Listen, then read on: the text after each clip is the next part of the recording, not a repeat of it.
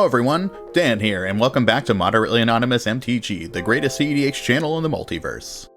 As always, this episode is brought to you by TCG Player. Hit that TCG Player affiliate link in the description to pick up any of the cards that you see in today's video. It's a great way to help out the channel. If you want to get an official Modanon playmat, make sure you pick one up through our Inked Gaming affiliate link. Want to make sure your cards stand out at the EDH table? Use our affiliate link to grab some altar sleeves and use code MODANONMTG at checkout for 5% off your order. And we're also partnered with Dragon Shield. Pick up the greatest card sleeves and TCG accessories in the multiverse and support the show.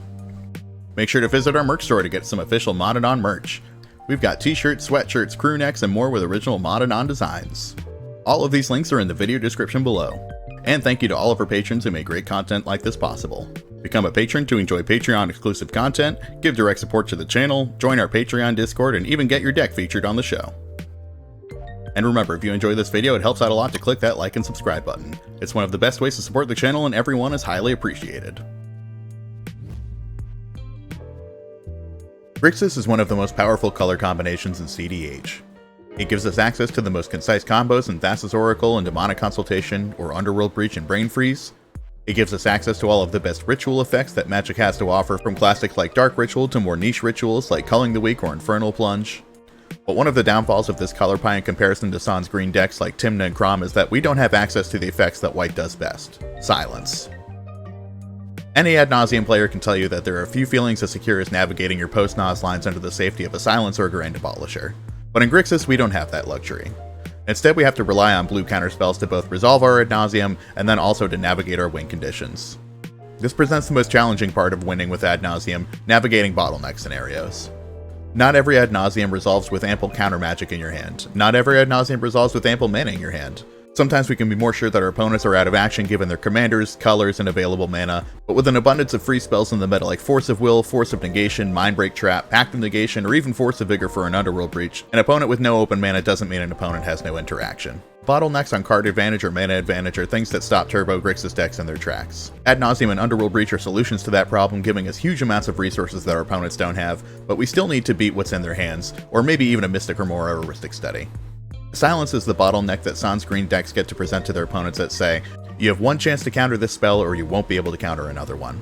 Without knowing the exact contents of your opponent's hands, it's a lot easier to answer the question, how much mana can I afford to spend protecting this silence and still resolve my combo, than it is to answer, how many counters might my 3 opponents have in their hand. Silence effects also leave you in a place where you don't need to extend resources you wouldn't want to lose or be taken advantage of. We get to hold the Dockside Extortionist that can get copied by an opponent's Phantasmal Image. We don't need to try to resolve Underworld Breach and then protect it from a Nature's Claim. We just get to cast Silence and countercheck the table. But playing turbo strategies without white leaves us in a place where we can't perform table checks as easily. However, one thing we do have access to that can perform this function is Defense Grid. Defense Grid has all of the same strengths as the Silence presented to the table. It doesn't force us to extend our hand, and it does force our opponents to interact or lose the game. Defense Grid creates a bottleneck for our opponents that we don't have a lot of access to without white. While Benevolent Geist does exist and has seen play, dying to bounce spells makes it not nearly as effective as it needs to be for the investment of getting it into and then out of your graveyard. Defense Grid, on the other hand, doesn't require any setup, it doesn't require colored mana, we just cast the grid and check the table. Another benefit is that Defense Grid is also a relatively difficult spell to counter, being an artifact. According to data taken from cEDH Guide, the 5 most played disruptive spells in cEDH are Mental Misstep, Swan Song, Force of Will, Flusterstorm, and Pact of Negation. While a Silence can be countered by any of these 5 effects, Defense Grid on the other hand dodges 3 of them, again creating a bottleneck for our opponents. We're forcing them to not only have a counterspell in hand to stop us, but we're also asking them to have a specific kind of counterspell. While there are plenty of more flexible counters that are widely played, like Force of Negation, Fierce Guardianship, and An Offer You Can't Refuse, that all counter our Defense Grid, the amount of counters that we can dodge are higher than their instant or sorcery-based equivalents. Another great benefit to Defense Grid is where it comes in our mana curve. In the average Sans White Ad Nauseam deck, we're playing an abundance of rituals to increase the consistency of casting an early Ad Nauseam or Wheel of Fortune effects. For this reason, the decks tend to play both Soul Lands and Ancient Tomb and City of Traders, as well as colorless ritual effects like Mana Vault and Grim Monolith. It gives us a lot of opportunities to drop a Defense Grid early, and without much detriment to the mana that we have access to that needs to be devoted to our payoff spells. One of the most common arguments against Defense Grid is it's not a permanent that you can just drop and pass the turn, because then someone else will likely take advantage of that and win, which is generally true. Casting a turn 1 Defense Grid and having no plans to win on the next turn cycle or 2 is extremely dangerous and can potentially just hand the win to another player. In most scenarios, I think Defense Grid, much like Silence, is best safer when you're ready to check the table and put them to the test. But on turbo strategies, we can also use known information to make calculated risks. According to the cEDH metagame project, most cEDH games end on turn 4. The speed of our deck is always what we're trying to leverage, which leaves us open to casting Defense Grid on turn 1 with Soul Ring effect in preparation for a turn 2 Wheel of Fortune or Ad Nauseam. If we're in a pod with 2 mid-range decks and a stack deck, we can be fairly certain that our deck is the most well-positioned to take advantage of its ability to speed through that early game. Wheel of Fortune effects are classically double-edged for turbo decks. They refuel our hand, and of course it also refuels our opponent's hands. While there's a lot of merit to disrupting our opponent's plans with these effects, it also opens them up to drawing the litany of free interactive spells that we discussed earlier.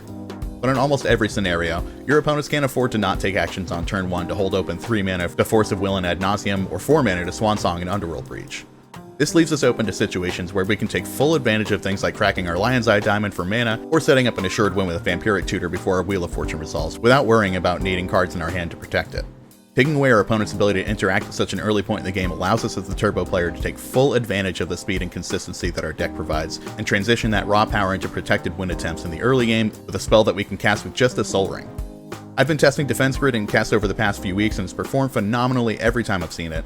It's an easy spell to cast, it's a hard spell to counter, it helps activate Metalcraft for Mox Opal, and best of all in Sans white decks, it's one of the few ways to really force our opponents into a bottleneck situation where they have to stop a single spell, or be forced to watch us resolve an Underworld Breach when unimpeded.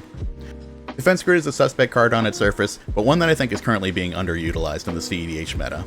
What do you think about Defense Grid? Would you try it out in your turbo decks? Let me know in the comments, and if anyone has any success stories, I'd love to hear them. Remember, if you enjoyed this video, one of the best ways to support us is by leaving a comment and hitting that like and subscribe button. It's incredibly helpful and always appreciated. If you want to support the channel more directly, join our Patreon to catch episodes early, join our private Discord, and get some other awesome benefits. One final thank you to all of our patrons who make great content like this possible. And thank you for watching. Be good to yourself, everyone.